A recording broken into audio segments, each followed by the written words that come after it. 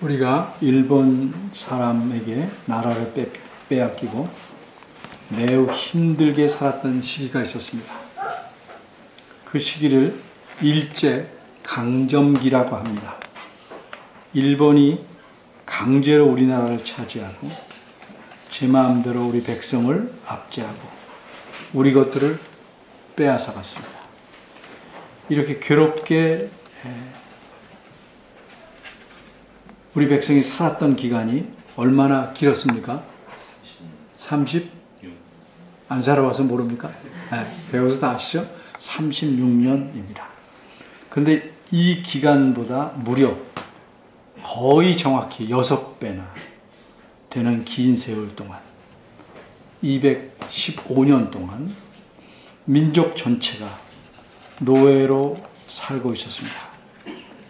그런데 어느 날 그들에게 기적이 일어났습니다. 모두가 자유롭게 되는 정말 꿈 같은 일이 생긴 것입니다. 노예로 살던 수백만이나 되는 사람들이 그들을 혹독하게 다루던 잔인하고 무서운 왕의 손아귀에서 벗어나게 되었습니다. 그래서 이들은 커다란 감옥과 같은 그 나라를 벗어나서 새로운 땅으로 옮겨갑니다. 그 새로운 땅으로 가기 위해 바다를 건넜습니다. 그리고 광야, 사막에 들어섰습니다. 사막이니 먹을 것과 마실 것이 없습니다. 게다가 준비해왔던 얼마 안 되는 것들마저 다 떨어졌습니다. 이 많은 사람에게 필요한 음식 양은 하루에 얼마나 되는가? 조사해본 분에 의하면 하루에 1,500톤이나 된다고 합니다. 이것은 우리가 주변에서 보는 1톤짜리 트럭 1,500대가 옮겨와야 하는 분량입니다. 하루에. 우리 주변에서 볼 수 있는 대형 마트 몇 곳의 물건을 다 쓸어와도 아마 부족하지 않을까 하는 양입니다. 식품을 실은 트럭이 만일 한 줄로 선다면 트럭 하나의 길이를 5m로 계산할 때 7,500m, 7.5km나 됩니다. 또 음식을 요리하려면 하루에 장작이 필요한데 4,000톤의 장작이 필요합니다. 목욕물은 제외하고 마실 물과 설거지하는 물만 계산해도 약 2리터짜리 페트병으로 적어도 300만 개가 필요합니다. 하루에. 이 페트병을 20cm를 계산하면, 그래서 한 줄로 놓으면 여기서 목포까지 왕복하는 거리인 600km나 됩니다. 광야에는 먹을 것과 마실 것이 거의 없습니다. 그래서 사람이 살기가 매우 힘듭니다. 더구나 이렇게 많은 사람은 그곳에서 살기가 정말 어렵습니다. 그런데도 이들은 이 광야에서 거의 40년을 삽니다. 40년을 굶고 견뎠습니까? 아닙니다. 어떻게 그렇게 살 수 있었습니까? 이들은 매일매일 놀라운 기적을 체험하였기 때문입니다. 근데 사람이 매일 기적을 경험하면 기적이 일어나지 않는 것이 기적일 만큼 기적이 자연스러운 일이 되고 맙니다. 누가 이러한 기적을 이 수많은 사람들로 하여금 날마다 경험하도록 하셨습니까? 우리 하나님이십니다. 이처럼 하나님께서는 애굽 왕을 벌하시고 그의 손아귀에서 노예로 살던 수백만 명의 이스라엘 백성을 건져내셨습니다. 홍해 바다를 걸어서 마른 땅으로 건너게 하시고 광야에서 살아가도록 필요한 모든 것을 제공하셨습니다. 하나님께서 왜 그렇게 하셨을까요? 단 하나 이유 있습니다. 오래전에 아브라함에게 약속하신 바대로 그의 후손인 이스라엘 백성을 하나님께서 자기 백성으로 삼으시고 자신은 그들의 하나님이 되셨기 때문입니다. 남자와 여자가 결혼하면 부부로서 함께 사는 것처럼 하나님께서 이스라엘 백성의 하나님이 되셨으므로 하나님은 그들과 함께 사시려고 합니다. 그런데 하나님은 사람이 아니시고 신이시므로 사람처럼 집에서 살지는 않으십니다. 하지만 사람들의 이해를 돕기 위해 이스라엘 백성이 사는 방식처럼 하나님도 자신이 살 것을 마련하게 하십니다.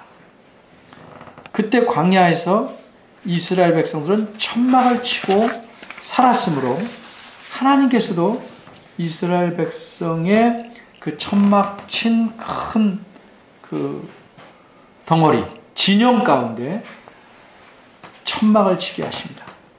이 천막을 성막이라고 부르는 것입니다.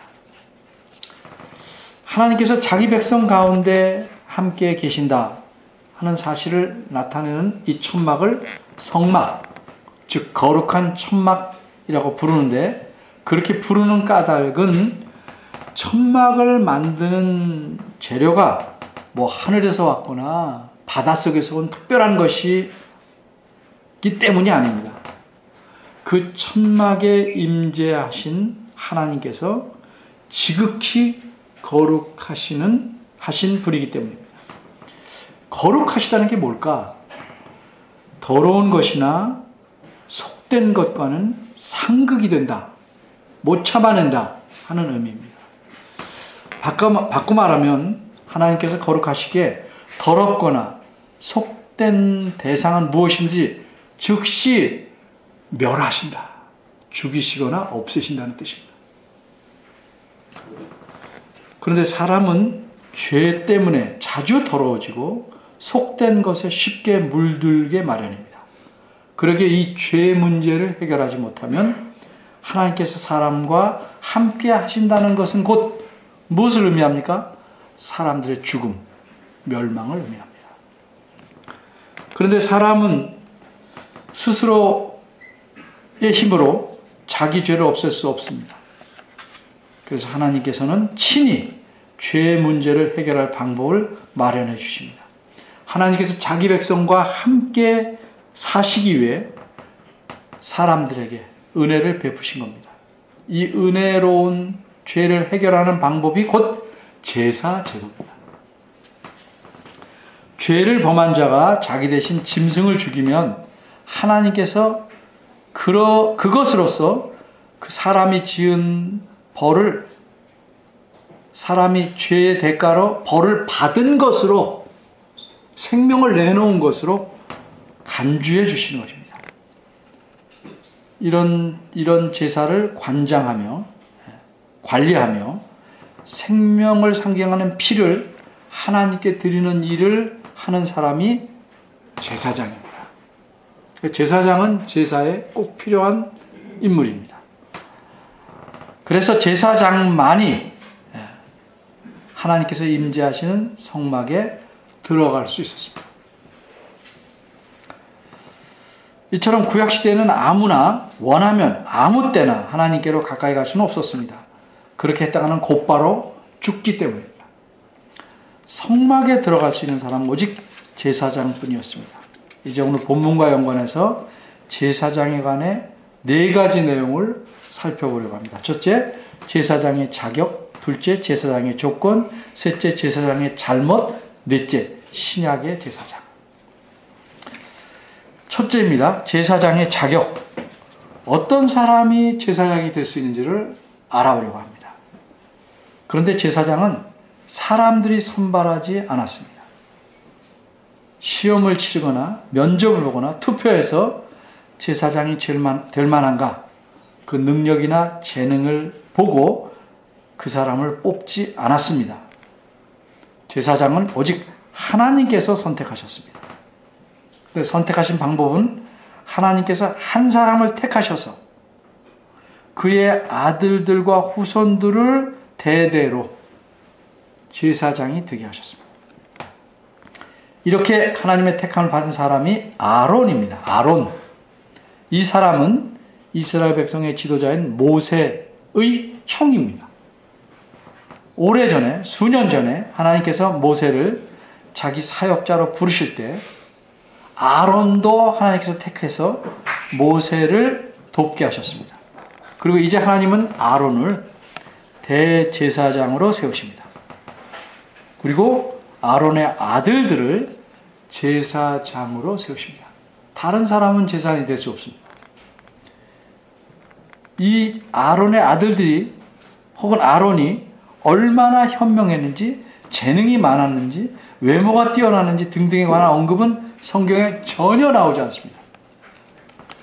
이들이 제사장이 된 데에는, 다시 말해서 제사장이 된 자격은 그들이 아론의 아들이라는 이유에는 없습니다.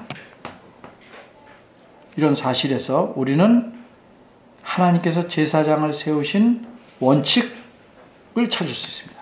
그것이 무엇입니까? 하나님께서 먼저 대제사장을 선택하신 후에 그의 가족을, 그의 후손을 제사장으로 삼았다는 사실입니다. 왜 이걸 원칙으로 하냐? 이제 후에 들으면 이 원칙이 여전히 유효하다는 사실을 알게 됩니다. 두 번째입니다. 제사장의 조건. 그러면 제사장이 되면 어떤 조건을 갖춰야 됩니다. 제사장이 되는 조건이 아니고 제사장이 되면 어떤 조건을 갖춰야 하는가. 오늘 본문에서는 제사장은 그 직분에 걸맞은 복장을 갖춰야 합니다. 이게 제사장이 갖춰야 될 중요한 조건입니다. 제사장은 자신이 알아서 멋진 복장이나 의상을 준비해서는 안 됩니다. 그렇게 할 수 없습니다. 제사장은 자신이 원하는 대로 자신의 모습을 꾸밀 수 없습니다. 제사장은 반드시 하나님께서 정해 주신 대로 복장을 갖춰야 합니다. 이들이 갖춰야 할 것은 세 가지 있는데, 속옷, 띠, 허리띠, 머리에 쓰는 관, 세 것입니다. 속옷, 띠, 관. 여기서 오해하지 말고 잘 이해해야 될 것은 이제 설명을 들으시면 합니다. 여기 속옷이라는 것은 일반적으로 우리가 겉옷 안에 입는 내복, 내의 아닙니다.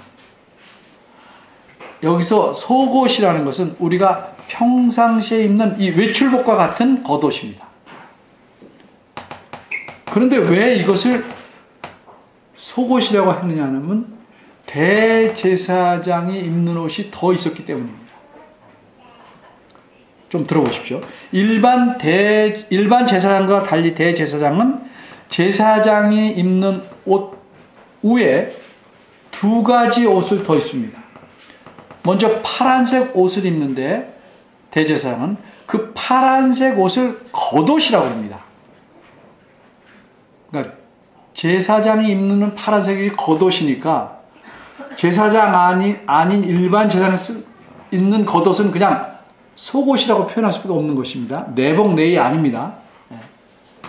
그리고 대제사장은 그 파란색 겉옷 위에 일종의 조끼와 같은 에봇을 입니다. 에봇 위에 뭐 단다고 그랬죠? 흉패. 네. 기억나시는군요. 네. 그런데 이 에봇을 받쳐주는 옷을 겉옷이라고 했으니까 파란색이 이걸 띄니까 굉장히 돋보이잖아요. 겉옷이라고 했기 때문에 금방 말씀드린 대로 일반 제사장에서 입는 겉옷은 겉옷만 두 번 말할 수 없으니까 속옷이라고 표현한 것입니다. 이 속옷, 다시 말해서 우리식으로 말하면 우리들이 입는 겉옷과 같은 제사장이 입는 이 겉옷, 제사장의 겉옷, 전체로 말하면 속옷은 대체로 무릎에까지 이릅니다. 대체로. 그리고 소매가 긴 옷입니다. 그리고 띠라는 것은 그 옷 위에 매는 일종의 허리띠입니다. 근데 이 띠는 굉장히 화려합니다. 배실, 하얀 실입니다. 흰색 실, 파란색, 보라색, 분홍색 네 가지 실로 화려하게 수놓아 만듭니다. 그리고 제사장 머리에 관을 써야 되는데 이 관의 생김은 조선시대 양반들이 쓰던 것 같은 그런 관이 아니고 오히려 인도 사람들이 머리에 두르는 것 같은 터번입니다. 이렇게 제사장은 고운 배실로, 4가지가 아니고 배실로 짠 하얀 터번을 써야 합니다.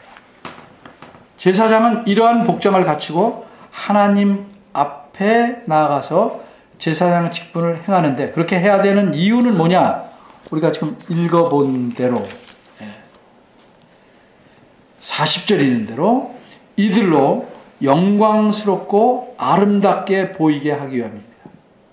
하나님께 나아가는 자들이 초라하거나 단정하지 못한 모습으로 나아가는 것은 하나님을 멸시하거나 가볍게 여기는 일이기 때문입니다. 머리에 하얀 모자를 쓰고 하얀 드레스 같은 옷을 입고 허리에는 4가지 실로 화려하게 짠 허리띠를 띤 제사장을 한번 생각해 보십시오. 거의 신부 같지 않습니까? 멋지잖아요. 참으로 영광스럽고 깨끗한 아름다움을 갖춘 모습입니다. 이제 이들에게 41절에 있는 대로 여러 가지 향료와 기름으로 특별히 제조한 기름을 부어 이들을 거룩하게 하고, 이게 임직하는 거죠. 제사장 직분을 수행하도록 합니다. 이처럼 제사장은 하나님께 나갈 때 무엇보다도 거룩해야 합니다. 그리고 이 거룩함에 걸맞게 영광스럽고 아름답고 깨끗한 그런 멋진 복장을 갖추게 하였습니다. 이게 제사장의 조건입니다. 셋째, 제사장의 잘못. 제사장이 어떤 잘못을 하는지를 알아보려는 것이 아니고 잘못하면 어떻게 되는지를 알아보려고 합니다. 제사장이 하나님께 나아가나 제사장 직분을 행할 때 잘못하면 죽을 수 있습니다. 죽는 경우는 본문에서는 2가지입니다. 제사장 복장을 제대로 갖추지 않았거나 42절에서 말씀한 대로 하체를 가리지 않은 경우입니다. 제사장은 누구나 속옷, 그러니까 일반으로 말하면 겉옷이죠. 안에 배로 만든 고의, 우리말식으로 표현해서 고의를 입게 되는데 우리나라 고역은 좀 달라요. 이것은 말하면 진짜 이것이 속옷에 해당하는 내입니다. 이 옷은 허리에서 넓적다리까지 이르는, 쉽게 말하면 사각형 팬티 같은 겁니다. 그것을 입어서 하체를 가려야 됩니다. 거룩하신 하나님 앞에 나아가거나 그분 앞에서 제사장 직분 행할 때 정하신 깨끗한 복장을 갖추지 않거나 하체를 가리지 않으면, 사각 팬티를 입지 않으면 하나님의 거룩함을 범하는 일이라고 하나님이 여기시기 때문에 죽이십니다. 우리는 거룩함에 대해서 그다지 심각하게 생각하지 않을 수 있으나 하나님은 거룩함을 매우 중요하게 생각하십니다. 그러니까 이 거룩함을 이해할 때 하나님의 관점에서 자꾸 이해해야 됩니다. 그까짓 게 뭐냐 그러면 안 되고 하나님의 관점에서. 이건 생명의 문제예요. 죽고 사느냐 하는 문제입니다. 예를 들면 레위기 10장에서는 아론의 2 아들이, 이렇게 제사장이 된 아론의 2 아들이 갑자기 죽습니다. 하나님에게 분향할 때는 하나님께 정하신 불만, 아무 불이나 쓰면 안 돼요. 하나님께서 정하신 재료만 사용해야 됩니다. 그런데 이 2 제사장은 어떤 이유인지 모르지만 하나님이 정하시지 않은 다른 불을 담아서 분향했습니다. 그래서 하나님께서는 현장에서 곧바로 그들을 죽이셨습니다. 아버지 아론도 할 말이 없습니다. 하나님은 울지도 못하게 하십니다. 또 훗날 사무엘 하를 보면 6장을 보면 다윗 왕 시절에 언약궤를 옮길 때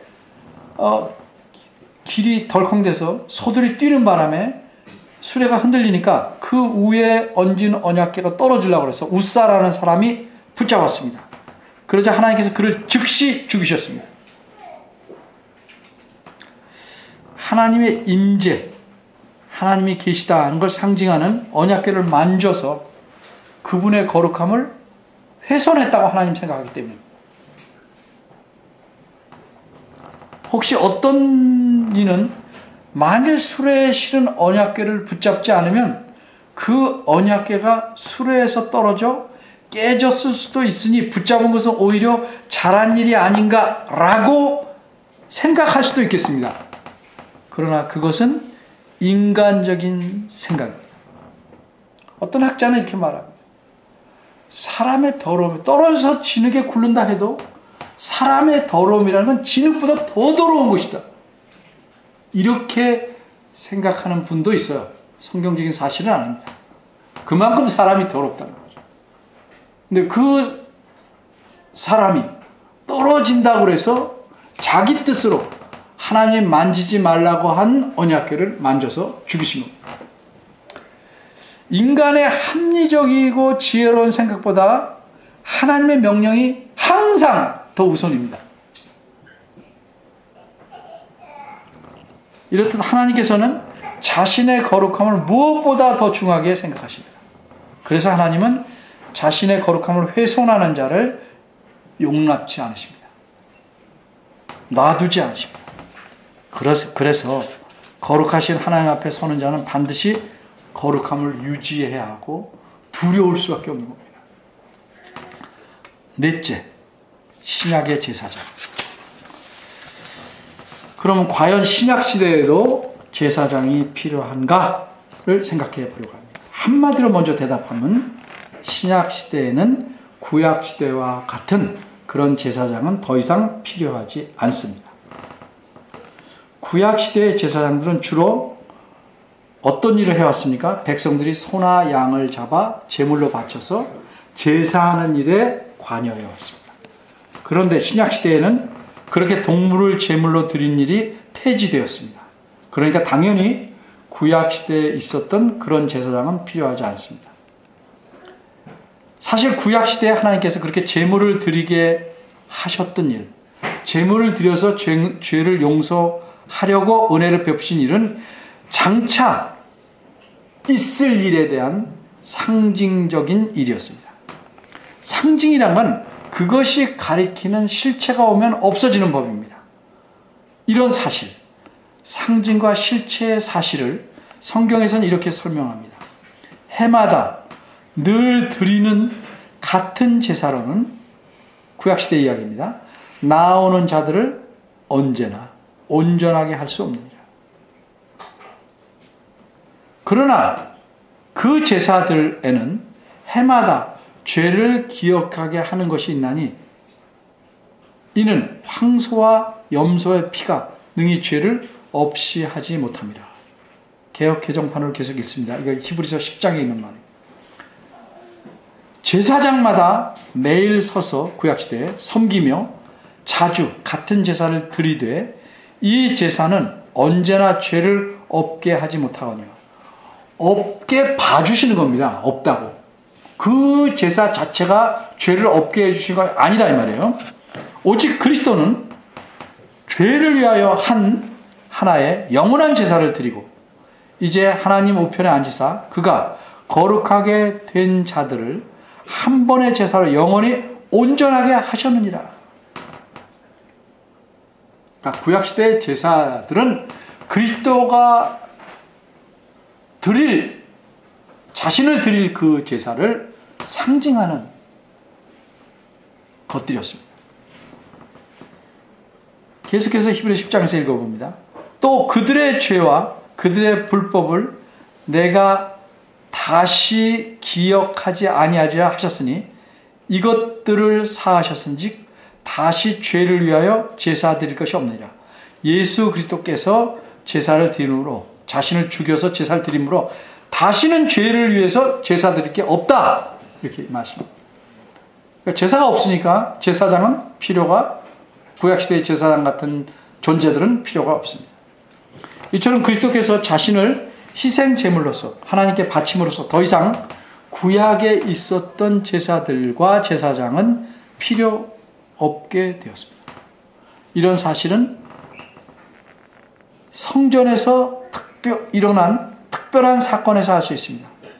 그리스도께서 십자가에 달려 돌아가실 때 그 성전의 휘장 한가운데가 위에서부터 아래로 완전히 찢어져 둘이 되었습니다. 이게 무슨 의미일까? 그냥 단순히 기적일까? 이 사건의 의미를 히브리서 10장 19절에서 20절은 이렇게 말씀합니다. 그러므로 형제들아 우리가 예수의 피를 힘입어 성소에 들어갈 담력을 얻었나니 그 길은 우리를 위하여 휘장 가운데로 열어놓으신 새롭고 산 길이요 휘장은 곧 저 그리스도의 육체입니다. 그리스도가 죽으셔서 우리는 이제 성소를 통해서 지성소 안에까지 들어간다는 거죠. 하나님 앞에 나갔으면 되는 거죠.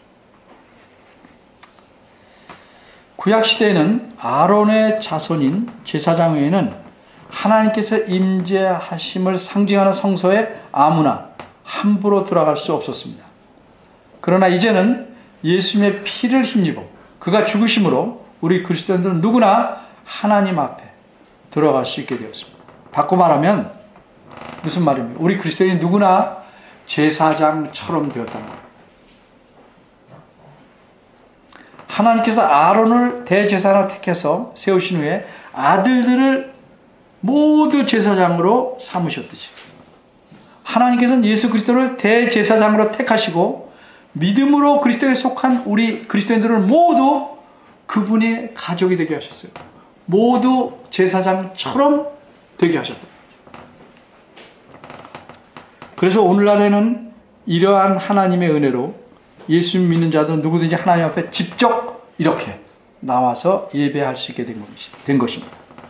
이런 의미에서 모든 그리스도인은 구약시대의 그런 복장을 입은 제사장이 아니라 진정한 의미에서 하나님 앞에 바로 나간다는 의미에서 그리스도인들은 모두 제사장입니다. 그래서 베드로전서 2장 5절에서는 이렇게 말합니다. 너희도 산돌같이 신령한 집으로 세워지고 예수 그리스도로 말미암아 하나님이 기쁘시게 받으실 신령한 제사를 드릴 거룩한 제사장이 될지니라. 앞으로 되는 게 아니에요. 제사장이니까 그렇게 거룩하게 살아라 하는 얘기입니다. 거룩한 제사장이라는 뜻입니다. 또 같은 2장 9절에서는 아예 이렇게 말합니다. 오직 너희는 택하신 족속이요 왕같은 제사장들이다. 이렇게 표현합니다. 이처럼 성경 말씀은 분명하게 모든 그리스도인이 제사장이라는 사실을 가르칩니다.